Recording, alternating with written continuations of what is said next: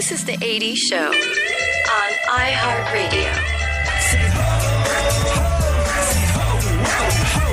Let's start the show. Let's start the show. Come on, let's go. Come on, let's go. Say ho, ho, say ho, whoa, ho, whoa. Let's start the show. Let's start the show. Let's start the show. Let's start the show. Ah, yes. Election Day. Funkhauser, do we have any appropriate Election Day music?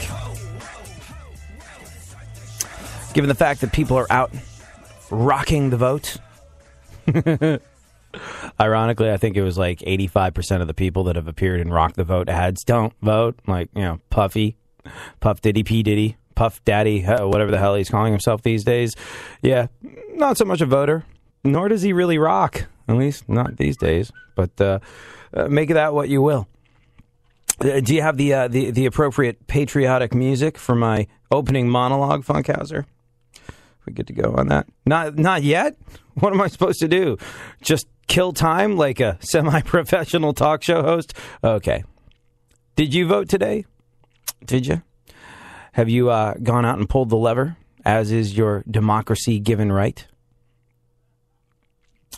If you haven't, then maybe you will. Maybe you voted. Maybe today you will vote. You might not know who you're voting for, and there's a pretty decent chance you won't know what you're voting for when you're voting for a person. But what you do know is that when you're done, you will receive a sticker. Same type of reward given to children for straightening up their rooms and completing their math homework on time.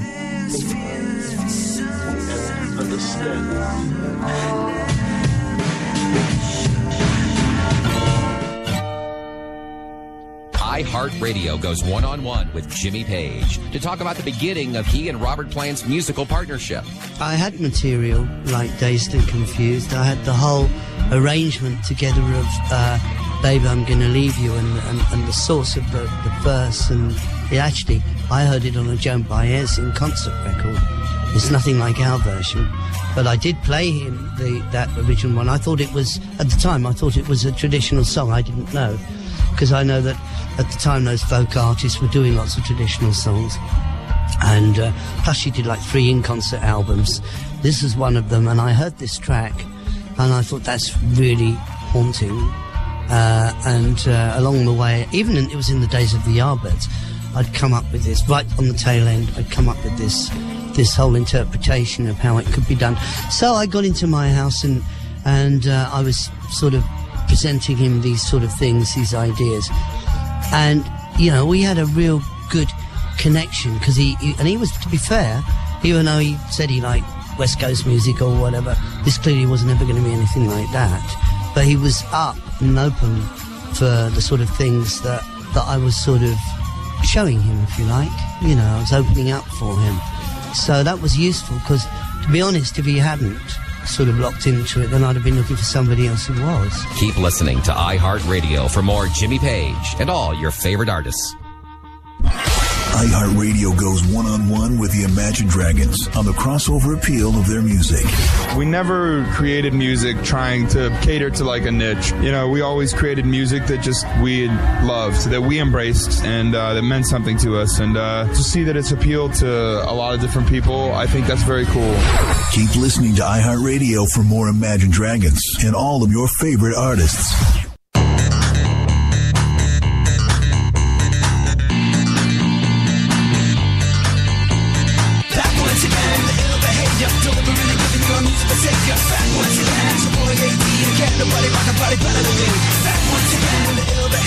Do you have the patriotic music? Hey, you, what's that sound? I'm coming so loud from your radio dial. AD, we getting down when you're rocking the jams. Here I am, going back once again. I'm ruling all city like the king I am. Ladies and gentlemen, boys and girls, if you're just joining us, welcome to an Election Day edition of the show. Today in the show, Redskins suing 5 Native Americans. Yeah. A federal judge says Native Americans offended by the Washington Redskins team name are eligible to be sued by the NFL franchise. How does that one work? We'll get into it. Plus, Louis C.K. versus ISIS. Right now, though, let's talk about Election Day. Today, you will vote if you haven't voted already. You might not know who you're voting for. You might not know what it means when you're voting for someone.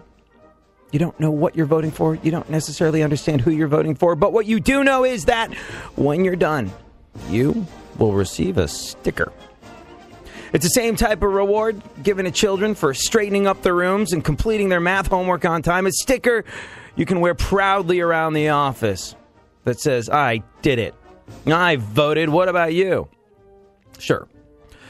You cast your vote based on the attractiveness of the candidate's photo on their roadside sign, and you probably spend more time making snarky Twitter observations with a hashtag, I'm just saying, than you did studying your voter pamphlet. They give you the means to research the candidates, you know. But that's okay. You just took an active role in the world's greatest democracy. So regardless of the scumbag you just reelected or the proposition that you supported that will send this country over yet another fiscal cliff, you voted, damn it. And you've got the sticker to prove it. The I voted sticker. America's participation ribbon for ignorance. And that's all I have to say about that. Right now, though, let's get into the events of today in our segment, Eyewitness News. In no way, shape, or form fair. Certainly not balanced. Funkhauser, A, how are you? B, what is going on in the world? Yeah, good. So you were not part of the traffic jam of voters that prevented me from making it here to do my show on time. Nope. No. I mailed it in. You mailed it in. I don't know why, but mailing it in, it just...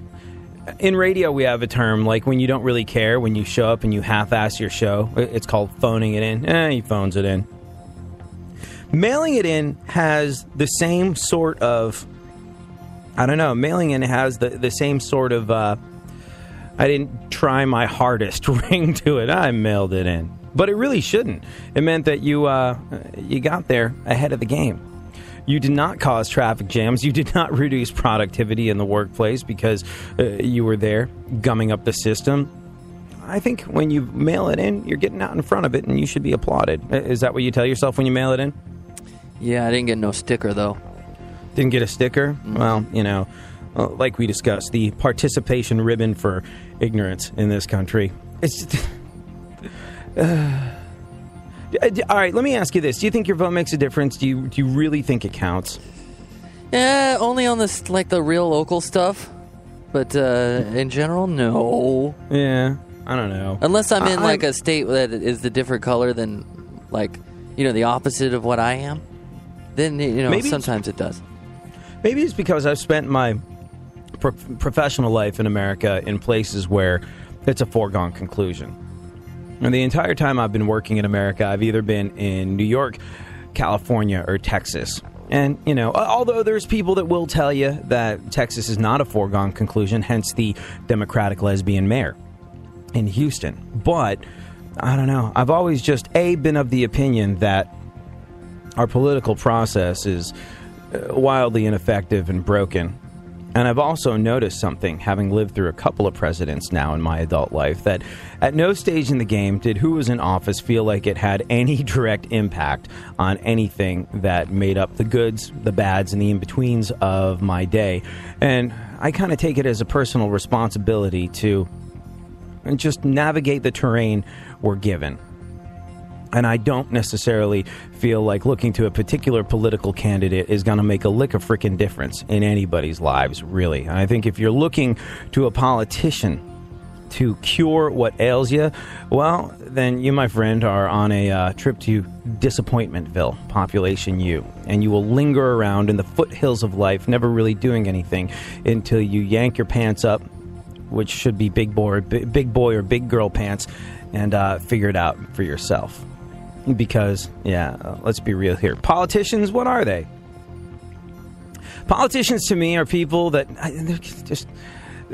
they're attention whores is what they are. And they've got no... I mean, look, I'm painting with broad strokes here. And there are people that do have legitimate public concern, I suppose.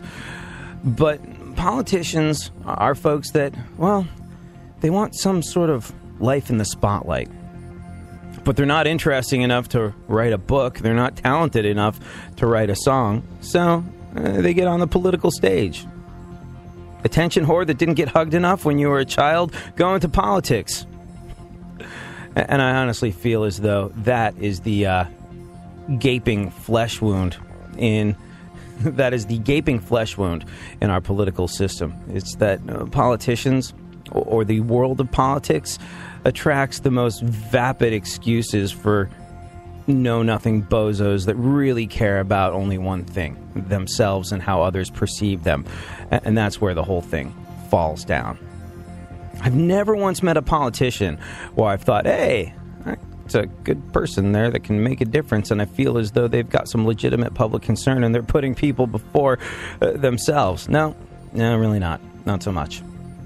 And I don't know, it's kind of like with ghosts or, I don't know, God. I'd love to be proven wrong. But until then, I find myself to be a hopeful skeptic. Anyways, what's going on in the world, Funkhauser? Well, Matthew McConaughey, did you ever wonder how a birthday happens? He turns 45 today. Matthew McConaughey, 45 today. Although, as he might say, sometimes in order to get older, you have to get younger. My Matthew McConaughey sounds an awful lot like my Bill Clinton. Anyways, he's 45. If you want to get a gift, you can't go wrong with a shirt. And if you're ever driving through Texas and you get stuck behind a Lincoln that has its left turn signal on for more than 5 miles, guess who you're following? What else? Hey, did you hear about this? The news is here. Jay Leno returns to The Tonight Show on Friday, but he's going to be a guest. He's on the couch this time. What do you think about that? Yeah, Leno's going to be on The Tonight Show on Friday as a guest. At least that's what he's telling Fallon. Oh, my God. I don't care. I really don't care. No, it's okay. I already have keys to the place. I'll view it's fine. I don't need anybody to greet me at the front or nothing. I wonder if that's got to be like that for Fallon or Leno. Like, he's no longer an employee, I guess. So I wonder if he's going to have to, get signed in. When you go into various media establishments, like when we have a guest on the show, Funkhauser has to go, bring them up, walk them through security, and that could be what's going to happen to Leno this time out. He could have to go, through all the processes of being a guest. That could be an interesting turn up for the books. And Fallon's got to be nervous about the whole thing. He's got to be nervous about the whole thing. I don't think Conan successfully removed the knife from his back just yet. So I would imagine he's like, okay, the knife's still in Conan's back. So for the time being, I should be safe. But it's got to give him just a little bit of cause for pause. You know what's interesting though? Have you watched much of the Tonight Show since Fallon took over? Oh yeah. Yeah, I have. Did you watch much of the Tonight Show when Conan was doing it? Mm-hmm. Big fan. The one thing that it seems like Fallon has done that Conan did not necessarily do is Fallon really seems to have made the Tonight Show his own. Like, it's his own thing. It's night and day compared to what Jay Leno was doing. Whereas Conan, maybe it's just sort of like... Maybe Conan's sort of whole take on the world was a little bit closer to Leno's, but it seems like...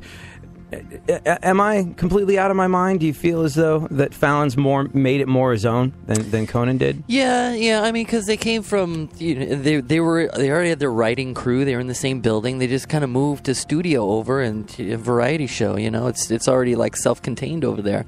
Conan had to inherit a whole bunch of stuff. Yeah. No, I think you make a valid point there. I think also, if there's one thing that Jimmy Fallon has done that Conan did not and Leno did not is he really embraces rap music. It's just it is the hip hop version of the Tonight Show. Every time you turn around, someone's rapping on that show, whether it be that Harry Potter kid or Justin Timberlake or Fallon himself. And I think honestly, I think hip hop music is what's differentiated Jimmy Fallon from Conan and from Leno. Yep, that's what I think. Bustin' rhymes, yo. What else? Oh my God, Taylor Swift. That's my Taylor Swift fan voice. She has pulled all of her music off Spotify. Yeah. So now if you want to listen to all her songs for free, You just have to be in a car driven by a teenage girl.